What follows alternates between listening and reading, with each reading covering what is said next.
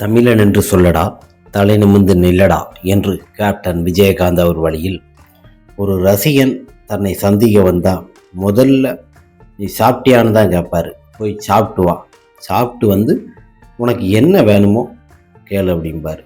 அங்கே போய் சாப்பிட போனால் கறி, மீன், மட்டன், சிக்கன் நம்மளால் சாப்பிட முடியாத அளவுக்கு வயிறு நம்ப சாப்பிட்டு அந்த ஓரமாக ரேசை படுத்து தூங்கிட்டு போறியா அப்படின்னு தெரிஞ்சவங்களை நிறைய பேரை கேட்பார். ரசிகர்களை நல்லா சாப்பிட்டு உனக்கு என்ன வேணுமோ அந்த உதவிகள் கேளு அப்படிம்பார்.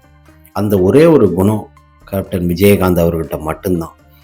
அது சாதாரண சாப்பாடு போட்டால் பிரச்சனை கிடையாது. கறி மீனுன்னு போட்டால் ஒரு மனுஷனுக்கு எவ்வளோ பெரிய ஒரு திருப்தி இருக்கும். வாழ்நாளும் மறக்க மாட்டார்.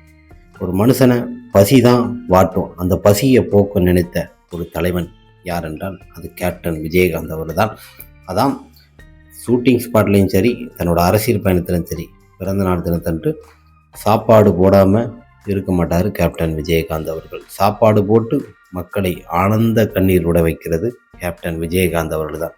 உணவளித்து மக்கள்களை சந்தோஷம் கொடுத்த ஒரு தலைவன் கேப்டன் விஜயகாந்த் அவர்கள்.